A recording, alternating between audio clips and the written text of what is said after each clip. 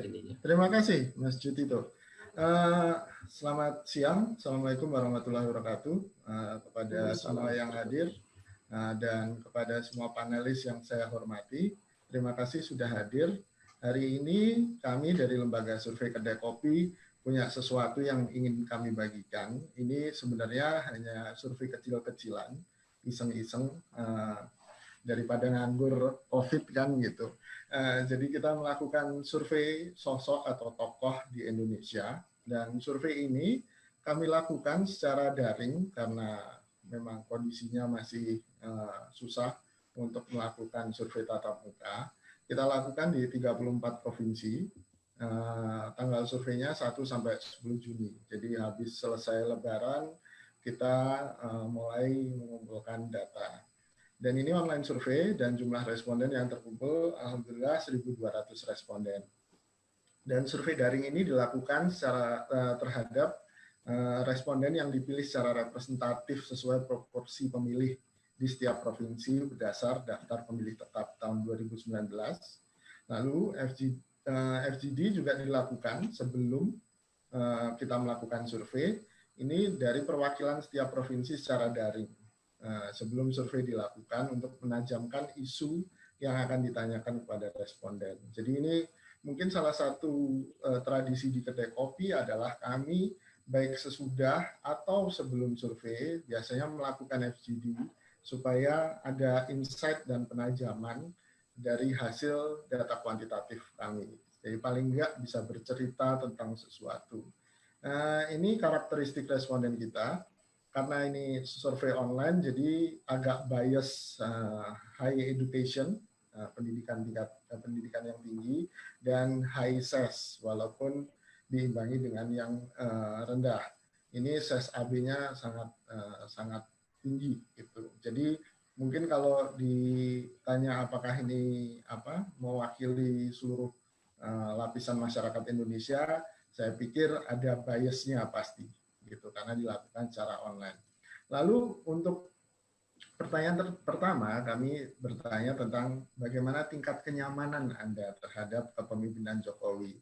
Jadi kalau di Amerika atau Eropa ada approval rating, kalau di lembaga survei lain mungkin tingkat kesetujuan gitu. Kalau di kami pakai bahasa nyaman gitu, karena nyaman itu lebih feeling, lebih lebih perasaan yang lebih enak daripada menjelaskan approval yang sifatnya rasional gitu. Jadi kita punya alternatif lain tentang penilaian kepemimpinan. Dan di sini kalau ditanya nyaman sih rata-ratanya 6,20. Kalau 1 itu sangat tidak nyaman, 10 sangat nyaman, itu rata-ratanya 6,20 gitu. Nah kalau dibagi 2, yang nyaman itu 64,2%, yang kurang nyaman itu 35,8%. Gitu. Ini kenyamanan, lalu selanjutnya kami juga tanya kondisi keuangan. Karena COVID banyak yang bilang lebih buruk, 35,9% bilang lebih buruk, 44,3% bilang sama saja, dan 19,8% lebih baik. Gitu. Tapi sekali lagi saya ingatkan bahwa ini mungkin sangat bias, respondennya SES-nya relatif lebih tinggi daripada rata-rata SES orang Indonesia. Gitu. Lalu, nah di sini, ini ada nama-nama yang kita jaring dari hasil FGD juga. Dari hasil FGD itu kita mendapati paling tidak ada 3 teori yang keluar dari hasil FGD kita. Yang pertama bahwa tokoh itu biasanya bekas menteri. Ini mereka melihat kesejarahannya SBY bekas menteri yang mungkin tidak cocok dengan presidennya, terus kemudian harus keluar, lalu dia merintis jalan untuk menjadi presiden. Lalu yang kedua, kepala daerah. Dan ini cerita Jokowi kan, cerita Jokowi dari kepala daerah, kemudian jadi presiden. Itu teori kedua. Teori ketiga sebenarnya ada bahwa walaupun belum terbukti, tapi paling tidak dengan playing field yang ada atau lapangan permainan yang ada, yang entah secara ekonomi atau aturan atau hukum, itu hanya memungkinkan bagi anaknya siapa gitu, anaknya orang yang punya pengaruh untuk bisa menjadi tokoh nasional. Kalau bukan siapa-siapa agak susah karena di sini ada isu privilege kemudian termasuk di mata hukum yang mungkin nanti Bang Abraham sangat bisa membahas atau Mbak Oki bisa membahas lebih lanjut. Lalu yang keempat sebenarnya ada teori bahwa biasanya dalam pergantian presiden atau tokoh nasional yang ada di puncak tertinggi itu ada mitos Satrio Piningit dari Jawa gitu. Dan biasanya orang menebak-nebak siapa nih Satrio Piningitnya gitu. Dan memang masih mitos sekali. Dan dari situ kita mengambil dua teori yang paling atas, yaitu ex-menteri dan ex-kepala daerah paling tidak, atau kepala daerah yang masih aktif. Ex-menteri ini ada beberapa nama. Ada nama Bu Susi, ada nama Sri Mulyani, ada nama Andi Amran, ada nama Rizal Ramli. Gitu. Ini yang keluar dari FGD kami dan kemudian kami tes ke publik. Sedang untuk kepala daerah ada Anies Baswedan, Ridwan Kamil, Tri Risma Harini, kemudian Khofifah Indar Parawansa. Dan di sini bisa kelihatan bahwa tokoh kesukaan yang paling disukai itu Susi Pujiastuti. Gitu. Untuk ex-menteri, Susi Pujiastuti overall memimpin dan untuk yang semuanya juga memimpin. Anies Baswedan untuk kepala daerah. Gitu. Dan yang menarik itu ada nama Andi Amran Sulaiman untuk Indonesia Timur. Gitu. Lalu kenapa nama-nama ini muncul di survei kami atau ini kenapa hasilnya seperti ini? Kita mencoba memadukannya dengan big data.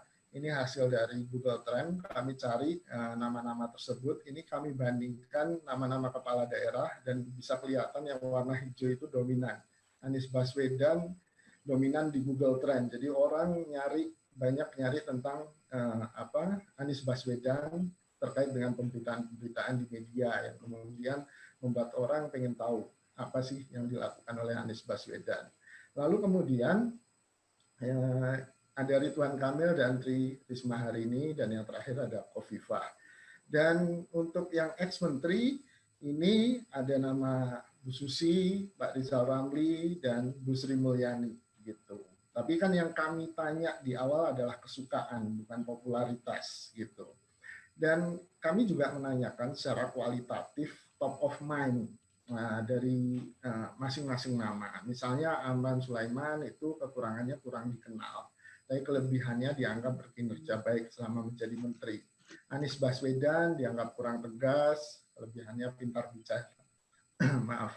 Lalu Khofifah kurang tegas, gitu. Tapi kelebihannya juga tegas. Nah ini problem survei dengan responden di Indonesia kan, karena ini pertanyaan terbuka, jadi ada sebagian yang bilang kurang tegas sebagai kekurangan dan ada sebagian juga yang bilang tegas sebagai kelebihan. Gitu. Rizal Ramli banyak bicara dan berani. Sri Mulyani kekurangannya membuat Indonesia berhutang besar, kelebihannya pintar atau cerdas. Susi dianggap kurang pendidikan formal, tapi kelebihannya berani, 21,3%, dan Tri Risma Harini dianggap asal bicara, namun tegas. Gitu. Nah, di sini kita coba ukur juga beberapa dimensi lainnya, misalnya sosok yang bersih, yang dianggap bersih, ini Susi Pujiastuti. Gitu. Lalu ada Ridwan Kamil, Tri Risma Harini, Sri Mulyani, Anies Baswedan, Khofifah, Andi Amran, dan Rizal Ramli secara berturut-turut. Gitu. Sosok yang berani masih Susi. Tri Risma Harini nomor 2, Ridwan Kamil nomor 3. Lalu sosok dengan kinerja baik ada Susi, ada Ridwan Kamil, ada Tri Risma Harini. Jadi 3 nama itu selalu keluar di atas gitu.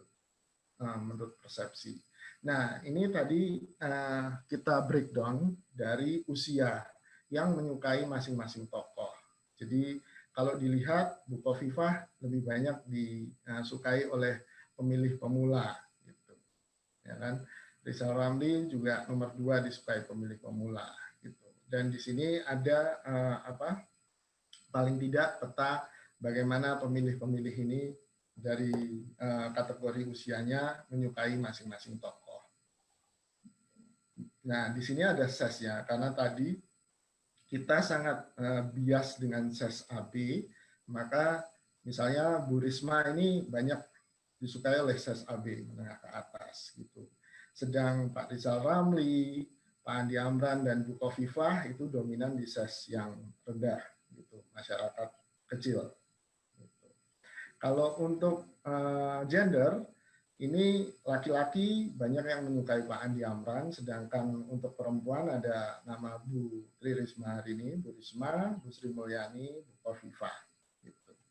Mungkin itu hasil survei kecil-kecilan kami. Mudah-mudahan ini bisa menjadi pemantik diskusi. Paling tidak kita memperbincangkan tokoh-tokoh alternatif. Mungkin yang tidak ada di survei ini, atau mungkin kita membuat kriteria sehingga mungkin di survei kedai kopi berikutnya kita bisa lebih menjaring nama-nama yang kita anggap menjadi alternatif dan bisa memimpin Indonesia lebih baik. Saya kembalikan ke Mas Tito. Terima kasih. Assalamualaikum warahmatullahi wabarakatuh.